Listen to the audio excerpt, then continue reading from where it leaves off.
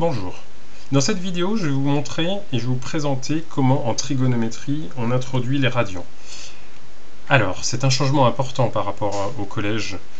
Au lycée, en fait, on a besoin des radians, alors qu'au collège, on a toujours utilisé les mesures d'angle en degrés. Alors, pourquoi est-ce qu'on utilisait les mesures d'angle en degrés? Essentiellement parce qu'en fait, les degrés sont une mesure d'angle pratique pour faire ce qu'on appelle de la construction. Donc là, je vous montre un extrait d'un plan d'urbanisme. Il s'agit d'une construction d'une maison, donc c'est un plan, et en fait, on a une bande de recul obligatoire, donc ça dépend uniquement des communes sur lesquelles on construit les maisons. Et là, vous avez par exemple un angle qui est proposé, enfin deux angles d'ailleurs qui sont proposés, de 45 degrés. Donc ça, c'est un premier exemple. On peut trouver d'autres exemples quand on fait de la construction en menuiserie, par exemple. Les menuisiers utilisent toujours des angles en degrés. Et, après, il existe d'autres mesures d'angle, d'autres unités d'angle, pardon, comme le gradient, qui est utilisé principalement par les architectes, ou qui était utilisé principalement par les architectes, parce que c'est de moins en moins le cas. Alors, quand vous êtes arrivé au collège, en 6e, vous avez commencé par faire des mesures d'angle. Les mesures d'angle aigus, donc les angles avec une mesure inférieure à 90 degrés, puis des angles obtus. Ensuite, vous êtes passé à la construction, donc vous avez construit des figures à l'aide du rapporteur, donc avec des angles bien précis. Donc, généralement, ce sont des triangles qu'on trace ou construit. Et puis ensuite, à partir de la 5e, vous avez commencé à utiliser des propriétés, donc notamment la propriété sur les angles alternes internes et leur lien avec le parallélisme. Et dans un troisième temps, vous avez commencé à faire des rotations. Alors on va s'intéresser à ça.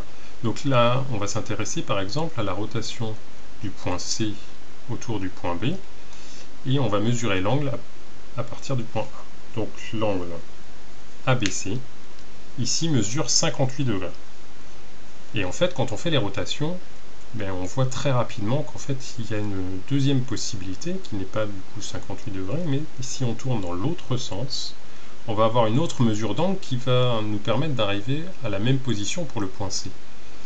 Et donc cette mesure, c'est celle-ci, elle vaut ici 302 degrés pour mon exemple. Et en fait, il y a un lien entre ces deux angles, celui qui mesurait 58 et celui qui mesurait 302 degrés. C'est que si on fait la somme de ces deux angles, on tombe sur 360 degrés, qui va être une mesure très importante. Très importante parce qu'en fait, on va la réutiliser souvent. Notamment quand on change de domaine en mathématiques, en statistique, on a besoin de cette mesure quand on va créer le diagramme circulaire. Donc un diagramme circulaire, c'est une manière de représenter une série statistique, et en fait, chaque part, chaque secteur angulaire correspond à une partie de la série statistique. Et donc pour que la construction soit correcte, il faut que la somme des angles soit égale à 362. Ok. Alors maintenant, nous arrivons au lycée. Nous avons besoin d'une nouvelle mesure. Pourquoi? Imaginons la situation.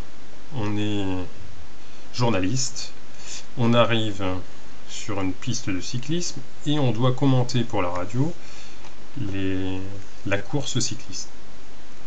Donc il y a plusieurs personnes sur la piste, mais malheureusement au moment où on arrive, la course est déjà lancée. Et donc du coup, comment faire pour décrire la situation aux personnes qui nous écoutent?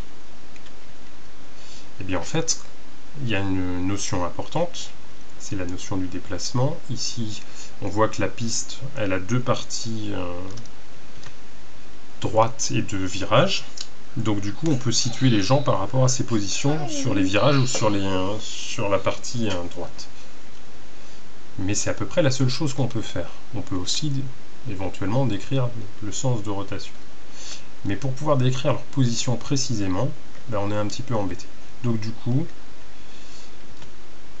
on est particulièrement embêté parce qu'en fait, n'ayant pas vu le début de la course, on ne sait pas à quel tour il se trouve. Et donc du coup, pour pouvoir décrire le nombre de tours, il va falloir passer à une autre une autre mesure d'angle, et cette mesure d'angle, c'est le radian.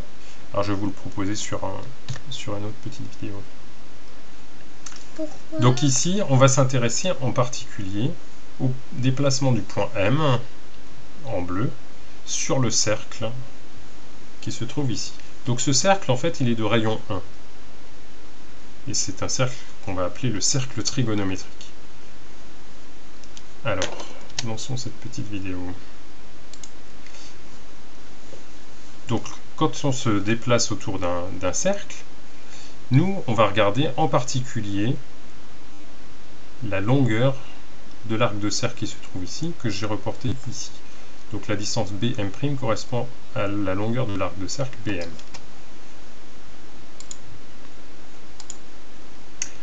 Alors, quand on fait un demi-tour, on arrive sur une longueur intéressante qui était 3, quelque chose, qui correspond à quelque chose que vous connaissez. Et ici aussi, quelle est cette longueur? Alors en fait, il s'agit de la longueur d'un cercle de rayon 1. Donc vous vous rappelez, quand on fait une mesure de périmètre d'un cercle, la formule c'est 2π fois le rayon. Ici le rayon vaut 1, donc la mesure en fait c'est 2π. Donc 2 fois pi, c'est 2 fois 3,14, donc 6,28. Donc c'est 6, quelque chose que vous voyez, vous aviez vu tout à l'heure. Je peux vous le remontrer. Hop.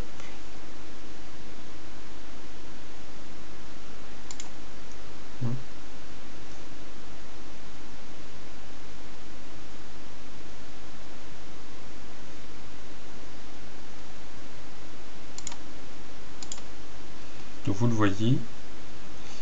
Alors, quand on fait un demi-tour, c'est donc la moitié du périmètre. Donc 2 fois pi divisé par 2, donc pi. Donc c'est à peu près 3,14. Donc là on est à 3,25, c'est une mesure un peu arrondie. Et ici, quand le point M a fait son tour complet, on est à 2 fois 3,14, donc 6,28 approximativement. Et là, en fait, le point M fait un deuxième tour, et vous voyez que les distances continuent de s'allonger. Donc les radians, en fait, c'est la mesure de la distance parcourue par le point M autour du cercle, mais pas que s'il fait un seul tour, il peut faire plusieurs tours. Et donc du coup, cette distance va pouvoir augmenter jusqu'à l'infini. De la même manière, si on tourne dans l'autre sens, eh bien en fait, on va descendre ici, et donc on va avoir des valeurs négatives. Et là, c'est tout l'intérêt du radian, c'est qu'en fait, ces mesures vont pouvoir être à la fois positives et négatives, et vont pouvoir aller jusqu'à l'infini. Et donc du coup, ça va nous permettre de définir des fonctions, en particulier la fonction cosinus et la fonction sinus, et en troisième lieu, on aura la fonction tangente. Mais les deux fonctions trigonométriques qu'on va utiliser en premier, cosinus et sinus, vont pouvoir être définies totalement sur l'ensemble des nombres réels, grâce au fait qu'on utilise une mesure en radian. Alors qu'une mesure en degrés, on était limité entre 0 et 360 degrés, et on n'aurait pas pu avoir des valeurs négatives, parce qu'une mesure négative en degrés, ça n'a pas de sens. Et on n'aurait pas pu avoir des valeurs supérieures à 360 degrés, puisqu'en fait on mesurait toujours l'angle principal, ou la mesure principale de l'angle. Donc jamais de valeur supérieure à 360 degrés. Voilà pour cette vidéo.